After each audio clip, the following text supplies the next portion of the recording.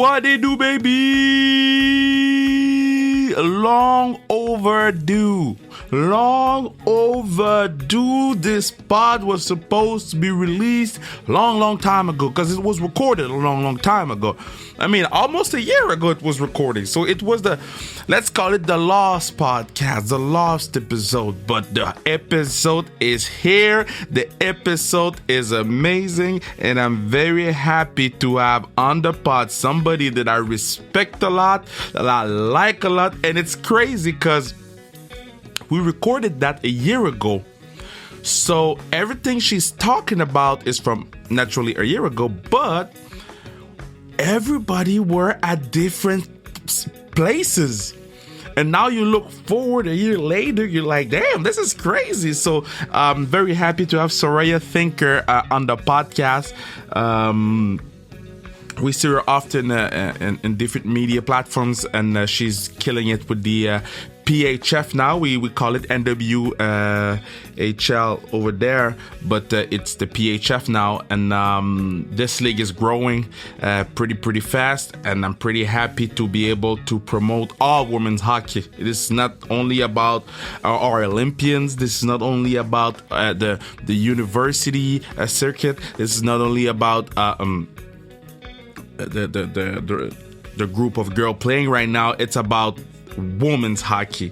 And you saw on Sans Restriction Instagram, we're putting more and more highlights from the PHF, because we want to highlight those girls, and they are doing great hockey, and we should be wanting to learn more about the league, the girls, and that's what we're gonna do on this podcast. So I hope you're gonna enjoy it, and I hope you'll want to follow and know more about Saroya Tinker. And Saroya, if you're listening, of course we gotta do a part 2, and we gotta do it kind of soon because it's already been a year since we recorded this podcast. So I want you to remember, it's been a year. It was the Lost podcast, and the Lost podcast has been found, and the Lost podcast is right here, right now, baby.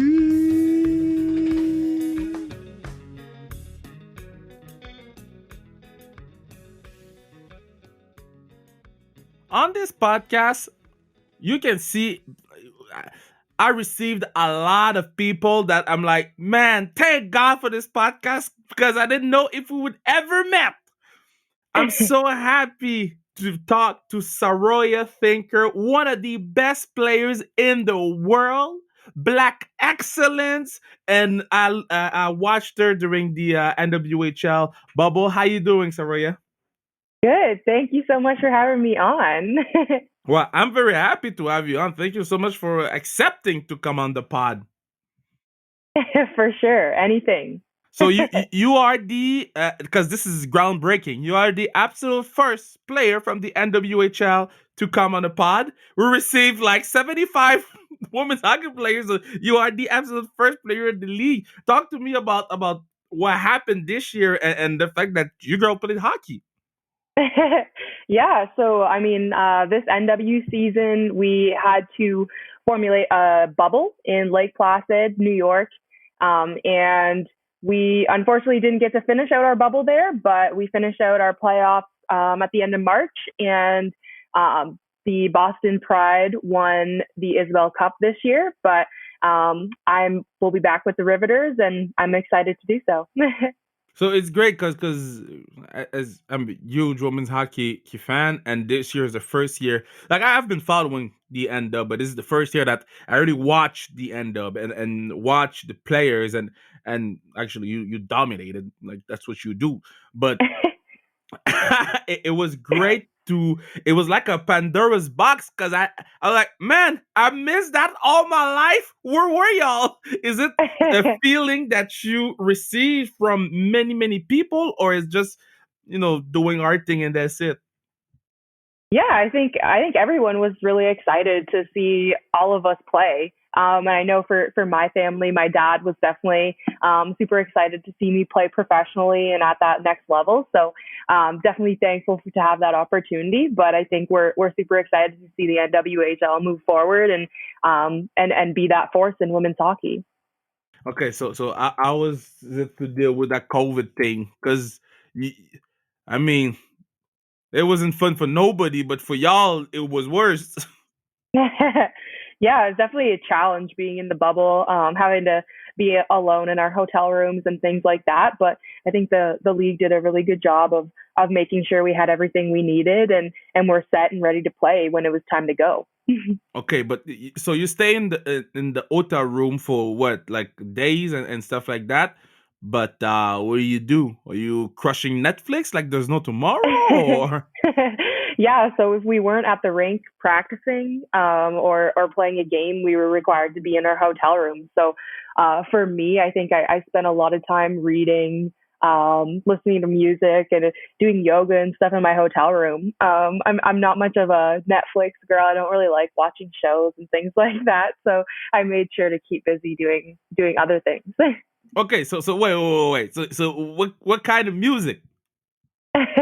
I'm like an R&B hip hop kind of girl, but definitely I mean, are you looking for a specific artist? I don't know. You tell me.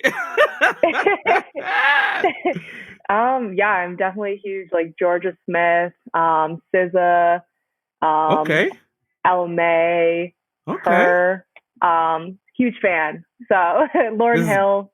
this is great because I think you're the first person on the history of Sans Restriction, 100 plus episodes that said Lauren Hill was one of her favorite. I love that. Oh my goodness, yes, that's my go-to. That's my number one. She like a goat, but like nobody. Well, I'm not gonna say nobody because us black people we know, but in the general, she's not treated like a goat, but she is like Celine and stuff like that. Oh yeah, totally. I feel like a lot of people know her songs but don't necessarily know like her as a prominent black woman, you know? So Mm.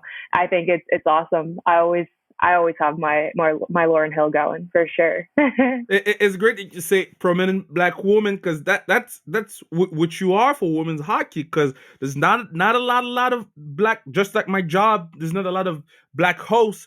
So when the kids come up to me, I know it's twice or three times more important to take the time to speak to them because we want to get more people involved. You being a strong black woman and a great hockey player, do you feel like it's a bit of a burden because there's not a lot of y'all? Yeah, I think we've taken it upon ourselves to kind of be those trailblazers. And I wouldn't say it's a burden. I think it's given me new purpose. A new Mm. purpose is in who I'm playing for and who I'm trying to reach in terms of my messages and what I use my platform specifically for. So I Mm. think it's exciting that I get to talk to younger Black girls or even just younger women in the game and encourage them to play hockey and go after what they want. But that's not easy though. That No, it's that not. that's not easy because it's great on paper, but dealing with this in real time, in real life, and even more with all that happened last summer, they put us on the forefront, and they're like, okay, talk to me. And you're like, we've been talking to y'all for more than 20 years. What you mean talk to me? So how do you deal with this new interest, if we gotta say, by the other people that want to know more about us? And me, I feel like it's a pressure because I Yeah. always have to write the right answer because if you don't, they put it in your face after. Yeah, I definitely think there's added pressure and things like that. And I think my answers definitely become repetitive and I do wonder how many times the same question is going to be asked. But Yeah. at the same time, if I can reach one person a day, I think that's the goal. As long as I'm spreading positivity and um, being a force in women's hockey and being that person that those girls can go to, then I think I'm doing my job right. And I think that's the piece that I take pride in. And as frustrating as it is, and as hard as it is to handle myself with grace and composure all the time, I think that it's definitely exciting and it brings me joy to do so. I was it in Yale. Did they bump some Lauren Hill in Yale? Oh yeah, always. That's Oh my study playlist. But yeah. yeah, Yale was amazing. I think that my my outside experience, so that didn't involve hockey, I think that was the most beneficial part for me. I think it was absolutely amazing to get to know the different types of people that attend Yale, and see their interests and see those other classes that I didn't even know existed, and those other subjects that I had no idea about. I think that my career outside of my Yale hockey career, I think most of my friends are outside of my hockey team, and on other teams, or just regular students at Yale. So I think I definitely had an amazing time there and learned a lot. No, only people I know coming from how do you call that in this? How do you call it in the state? The smart school or when Yeah, there's Yale Ivy and League. Ivy League? Called it a smart school, eh? Only people Yes. I know from the Ivy Leagues is Emran Smasher Myers from Harvard. So no, I know you now. Yes. I feel smarter. Is it tough to come from Yale? Because I mean, you got Yale on your T-shirt. You gotta be smart. Like you cannot walk around and be dumb when you got Yale on your shirt. Is it tough to come from such a crazy history of smart people? Yeah, I think it's definitely added pressure, and I definitely struggled with that when I first got to Yale. I think I needed to find my place of belonging and feel like I deserved to be there and was smart enough to be there. But I think getting into Yale is the hard part. Once you're there, everyone's supportive and everybody wants you to do your best. So definitely is intimidating being in classes with other people who are so intelligent and incredible in their own ways. But at the same time, I think it pushes me to want to learn more and find out about different cultures and different aspects of education that I wouldn't necessarily have had if I didn't attend Yale.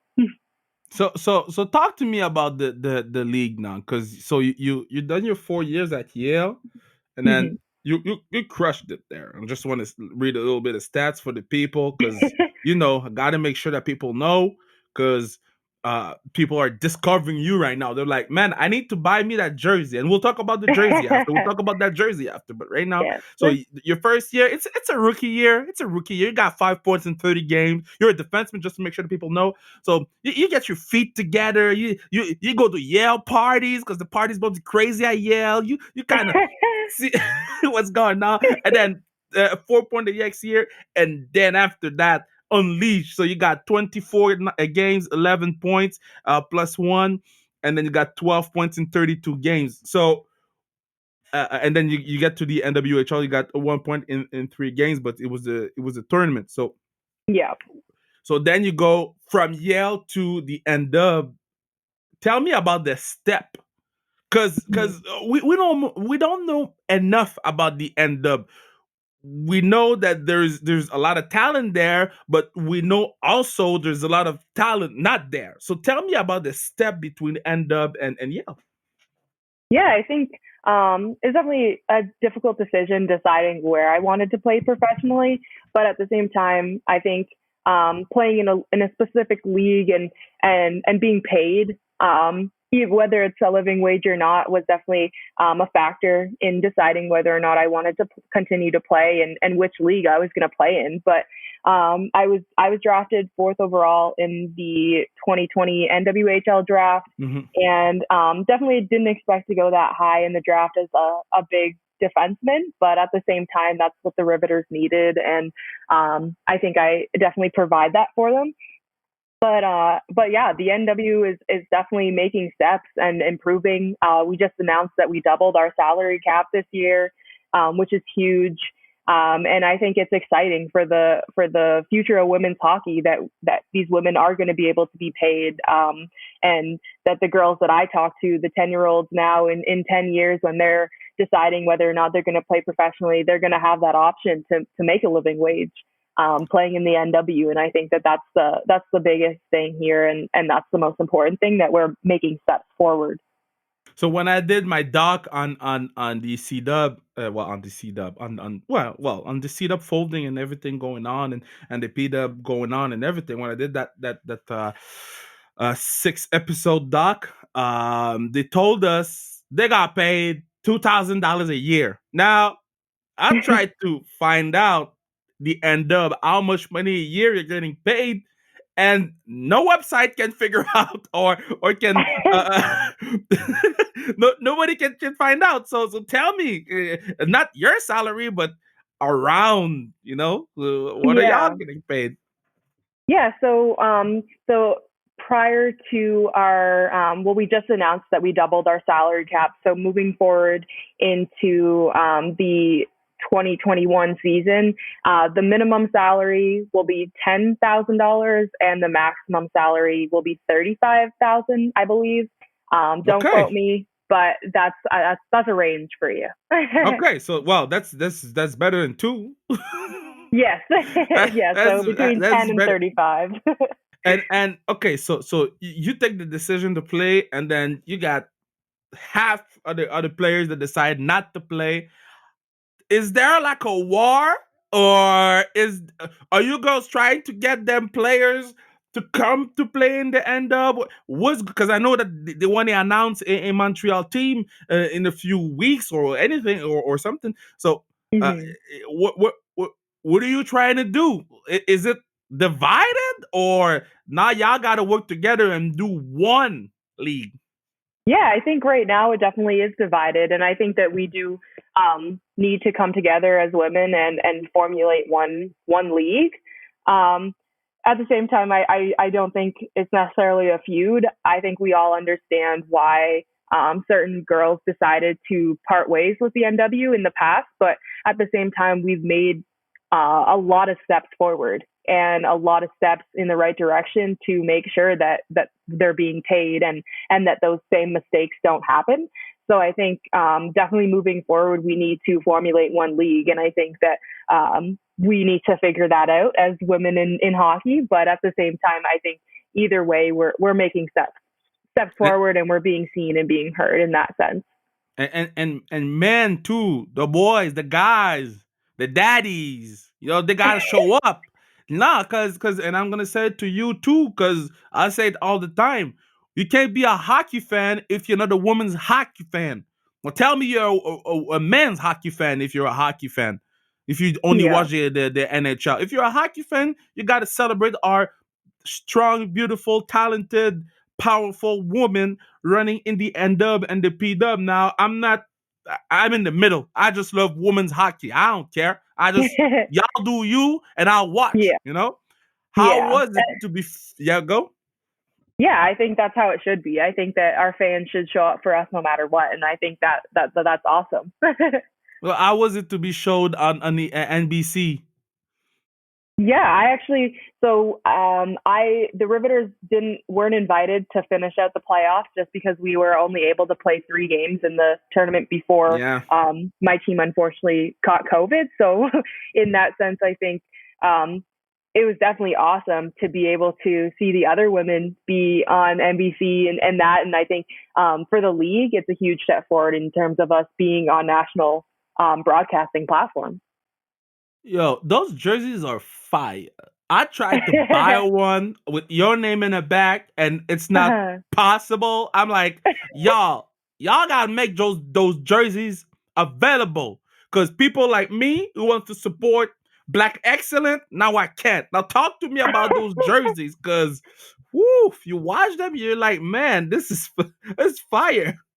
Yeah, I think our jerseys are awesome. I think our league definitely is kind of modeling after like the original six in the NHL, and I think that that's awesome to see. I will definitely send you a link for my jersey. I hope so. Thank you so much. Thank you so much.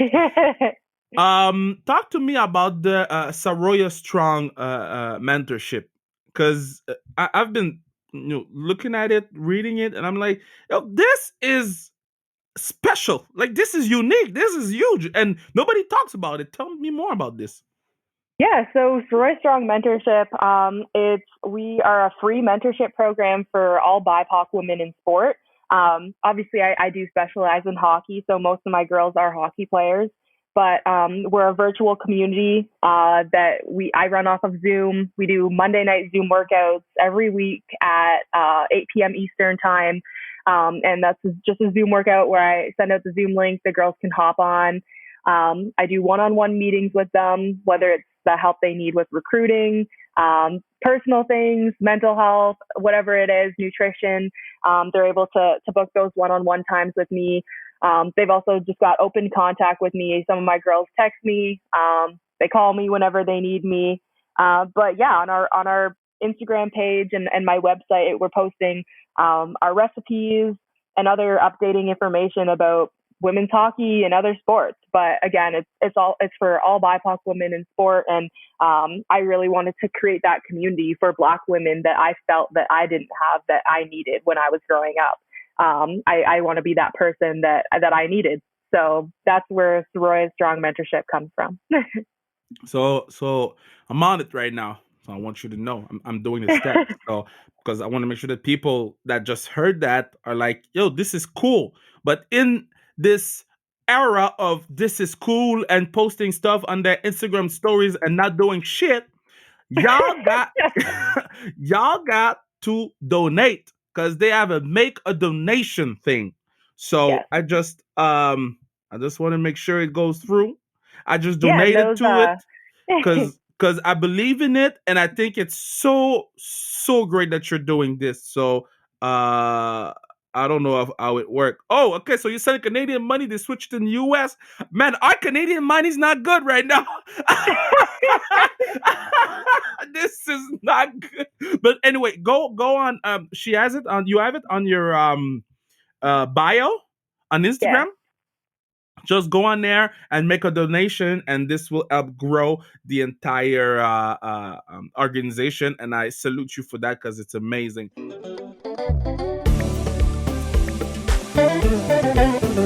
Yeah, it's at this point I tell you that you should, and you know that if you want to make sure that this pod lives on forever, you buy. Oh, damn, my voice cracked.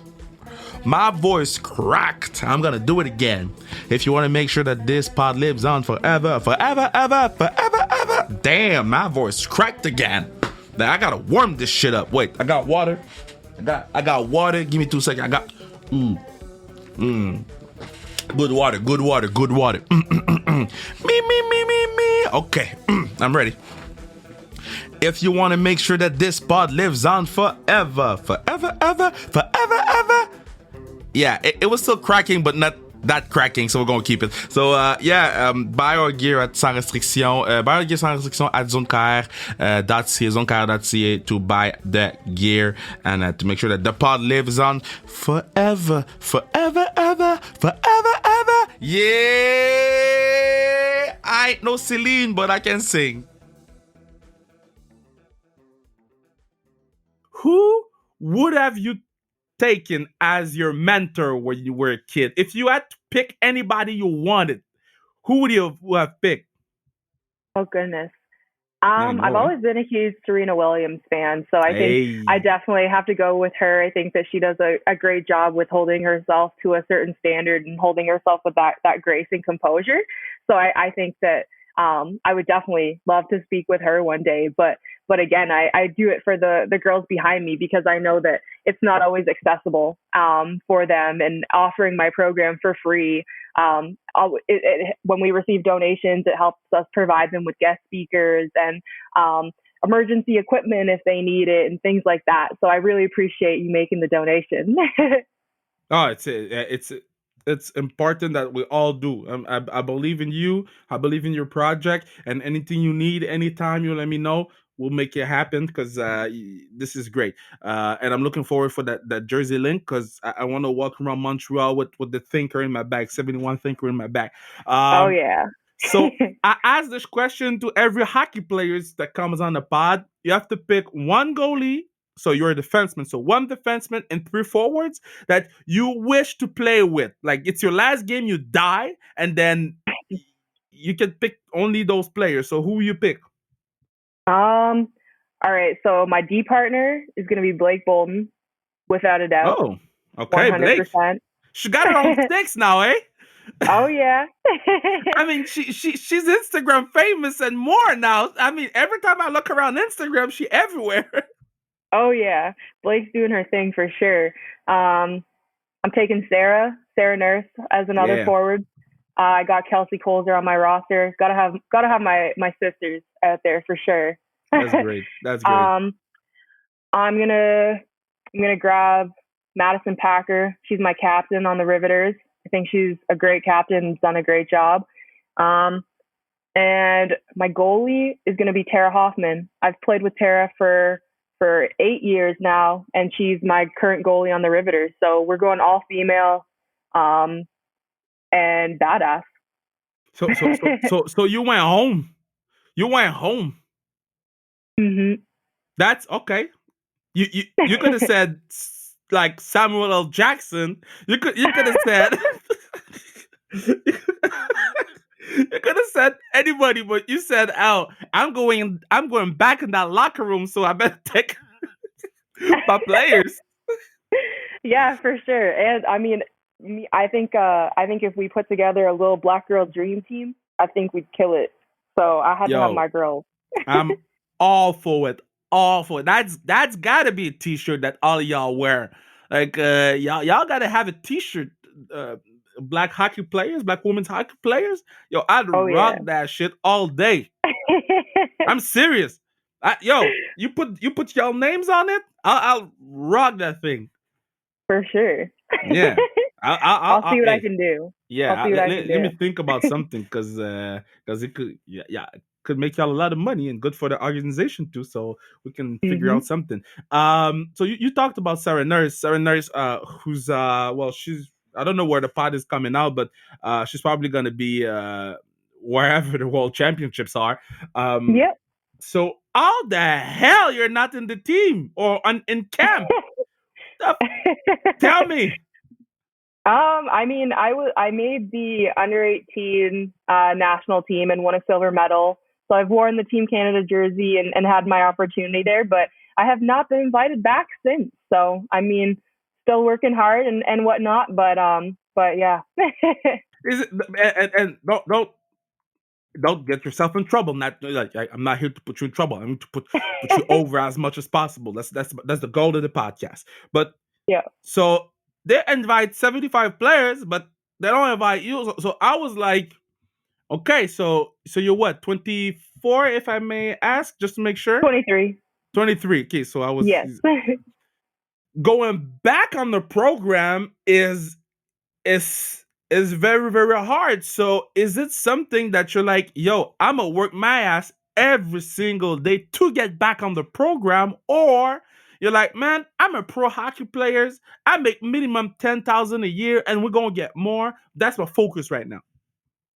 Yeah, I think throughout my college career, I think I definitely was working my hardest to make it back into the program and be potentially an Olympian, and that was definitely my end goal. And I think it definitely still holds some frustration in my own heart that I haven't Yeah. necessarily been invited back and made the team. But at the same time, I think I've had to realize my new purpose in the game and kind of find myself in that sense when I realized I wasn't going to be invited back. So definitely making the most of the situation, but definitely is a disappointment. But we did all we could. You know my friend Anne Sophie Betty, she was on the program until 22 years old, and at not 31, or I think, or 30 or 30, whatever, what past 30. Let's say let's put it because I don't want her to think that I'm telling her she's old. She was I don't want her to get mad. But she received that call back, so that call can come out anytime. That's Yeah, she inspired me in my life, in my professional life, but it's a story that I don't know if you know her personally, but you can you can be inspired by her story. for sure. And I think, I mean, as long as I continue to show well and play to the best of my abilities in the NW, I don't see a reason why I wouldn't get another look. But at the same time, I think keeping focused on the task at hand and playing my best is what we're here for now. And if I get that call back, then yes, I'm ready and I'm there. but yeah. So you got that. So because of the NHL guys, the rookies, when they get into the league, they get stupid numbers. They're gonna give you 60, and you're not a goalie. Mhm. You know. So you Yep. pick 71. Now 71 is not a normal number. Why you got 71?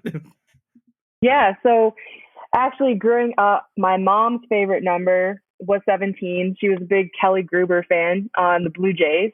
Wow. And then I was actually born February 17th, 98. And I've always wanted to be 17 on my team, but it's always either been taken or actually at Yale, we have 17 retired because Mandy Schwartz, she was a player on Yale hockey that unfortunately passed away of cancer during her time at Yale. So 17's retired at Yale. So I'm a Pittsburgh Penguins fan and I like Malkin. So I've just figured why not switch the numbers around and be 71.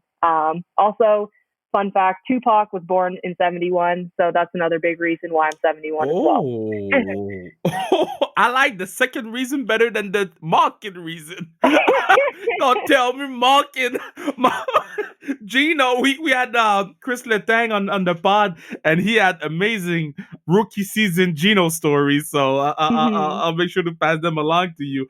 But first of all, your jersey is bought. I have it right now. It's bought. It's. Yo, I'm Oh my spending too goodness. much I money talking to appreciate you. you. Will you I appreciate you. no, but it's great. So I have the jersey, and I'll be rocking this thing in Montreal. So are you a big? So who's the figure for you? You know that that black figure, just like Tupac, that will goes generation to generation. Because Tupac, you just said 71, and I'm still rocking my Tupac jersey, and kids be rocking Tupac jerseys. So Yeah. in our time, who's that guy or that girl that will go through decades? hmm there's oh my goodness, there's so many. um, I think definitely my go-to is always artists or musicians. So, like I said before, like Lauryn Hill and Tupac are huge for me. But at the same time, I think that there's so many activists that I look to, and I mean, we know, I mean, specific females in the game like Angela James and Yeah. people like that. So, I think that it's so awesome that we're able to recognize and praise those people now, especially in this day and age, and the place that we're in our current society, and our current culture here. But there are so many. But so Angela James is great that you say her name because I remember I knew about Angela James for a long time, but nobody was talking about Angela James. And when hmm the GOAT conversation was going on, Angela James' name was never in the conversation. Now, I'm gonna put it right there. The greatest player of all time for me is Marie-Philippe Poulin. Barn, like I don't care. You cannot change my mind. You cannot change my mind. yeah. It's Marie-Philippe Poulin. She is the absolute best women's hockey player that ever played the game. But second, I gotta put Angela James names there. Oh yeah, for sure. She was totally a force on the ice. I think huge in terms of body contact and just like having that love and that grit for the game. And having the opportunity to represent Canada as well. I think she's huge, and I love all my conversations with her and the podcast I was able to hop on, and she's great and she loves the game. So I definitely look up to her a lot. So when not to go in depth in the conversation, but that's a question that I always ask myself. So those legends, when you go up to them, what kind of questions you ask them? Like because for me there, so I work with Mike Bussey, and I remember the first few days working with Mike, I didn't talk much to the man because that man's great, and I didn't want him to think that I'm dumb because I'm asking a dumb question. So I just shut my mouth when I was near him, you know. But when Yeah. you're next to greatness like Angela James, what do you ask for? Yeah, I think mainly my questions for her were revolving around how she dealt with feeling excluded in the dressing room and things like that as a Black woman in the game. And getting that advice on how she handled it and how she was able to call people out or how she was able to manage and navigate the white hockey space we know of. Yeah. Is it again, I'm not going to put you in trouble. We're just talking, but is it do you have hope? Cuz sometimes they do stuff and I'm like, just don't do them. Just leave it. I'd rather you leave it alone than try to do what you just did and put us going backward instead of forwards. Do when you see, because I know you put your knee down and I was so proud of you and I was so proud of you. But there's other Mhm. thing that hockey organizations, and I'm not gonna say the NHL. Well, the NHL, I'm like, guys, y'all better step your game up. Y'all don't have a Black person in your whole staff telling you that it's not Mhm. right. Yeah, I think it's definitely difficult. But at the same time, I think that all the conversations that are being had, whether it's at the NHL level or the NWHL level, I think that us as Black athletes in the hockey space, we are beginning to be noticed and be heard way more than we have in the past, which I think is the biggest and most important piece of it all is that we're we're actually having a voice and having an opinion, and these top people, these GMs, these organizations are asking us for our own opinions and not just Okay. putting out their blanket statements that are performative and whatnot. So it's exciting to see that we're being included finally. But sometimes it feels like you're not. I'm just saying.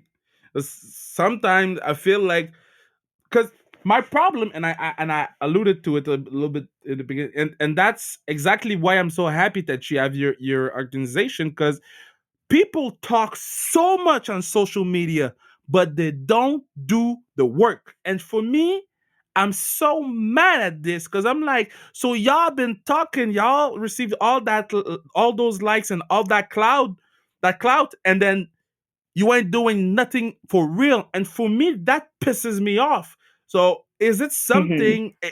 So I'm gonna ask it to you that way. Am I right thinking like that, or I should be like, yeah, Kev, they're doing a step at least. Where are you? In that, yeah. I Yeah, know I it's think it's tough, but Yeah, I think it depends on the situation. I think there's definitely been times where I've sat back and I've looked at it and been like, damn, like really? Um, and had that same reaction as you being pissed off and mad. But at the same time, I've also had conversations and been in meetings where we're talking about things that I've never talked about as a Black woman mm, in hockey. So I think in that sense, yes, some of it is incredibly frustrating and it does come off as performative and um, in terms of the crowd and in terms of the people that we know support the NHL and the NW and things like that.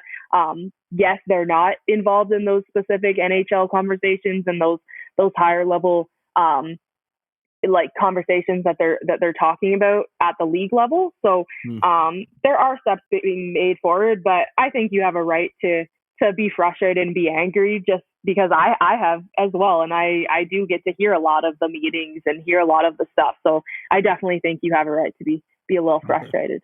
okay. It's great because we don't. I don't get often to talk about these kind of subjects. So Hmm. with Black athlete, and especially Black women's athlete playing hockey, because there's not enough. And how can we grow that number? What what Yeah. what can I do to grow that number? I think just um, making the game more accessible. I think that that's been a huge piece in hockey is just the fact that I think a lot of BIPOC communities get pushed out of the game early because of one, its affordability and just the whole toxic hockey culture that it is. We know that equipment is super expensive and things like that, and that's part of my program that I want to implement is being able to provide these girls with the things that they need to succeed and make it to that next level. Because we see our white counterparts with these private lessons and the new Yeah. sticks and the new skates and things like that. So I think accessibility is a huge piece of the game.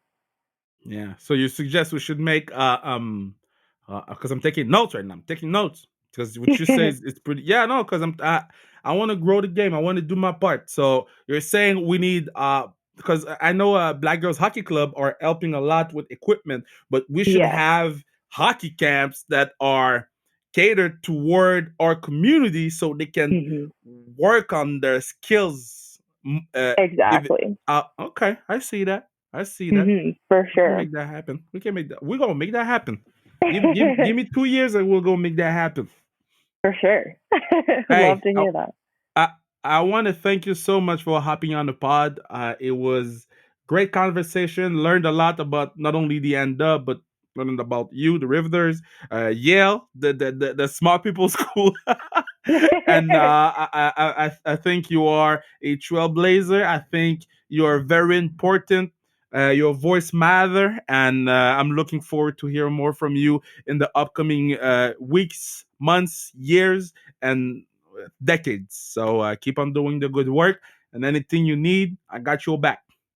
Of course. Thank you so much for having me on. I appreciate all your questions and your insights. I really value that and love talking to other Black people in the game. Yeah. Hey, we got to grow that number too. Grow that number on the ice and grow that number on the booth. Yes, sir.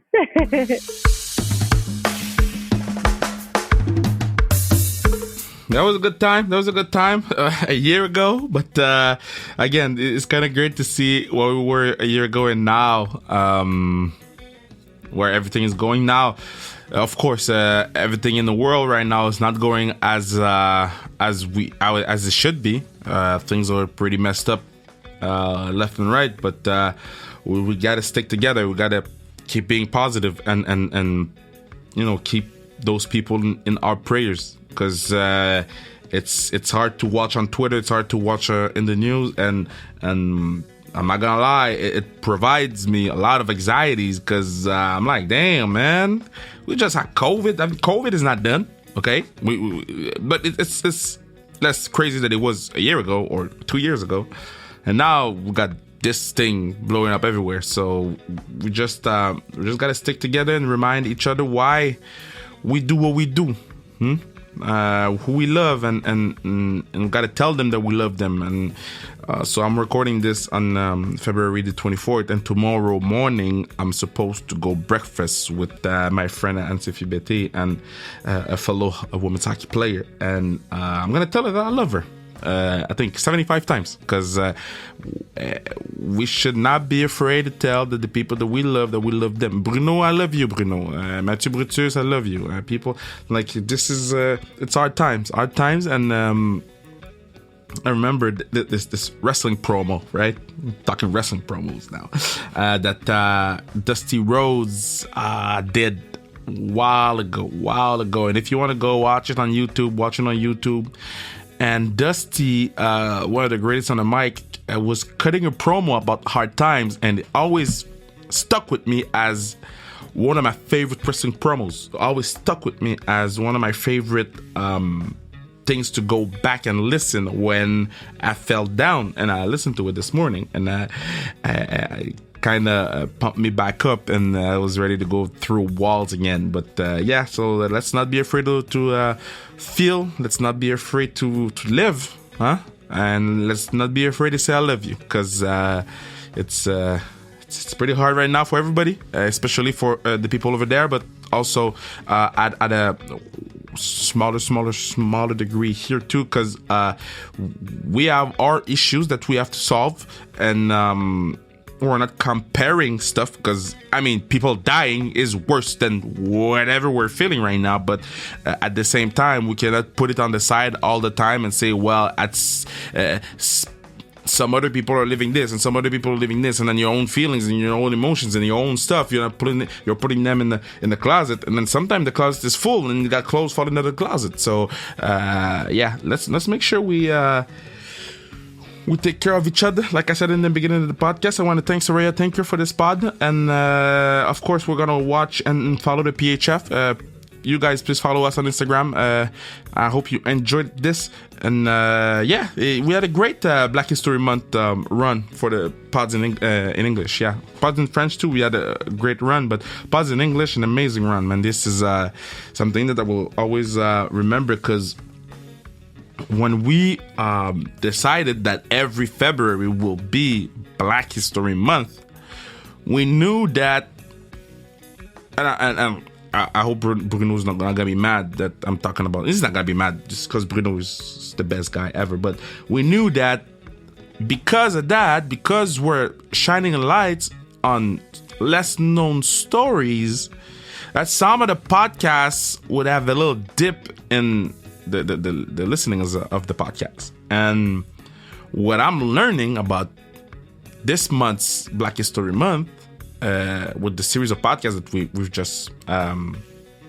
just had, is that people are, maybe there's a little dip, and it's gonna come.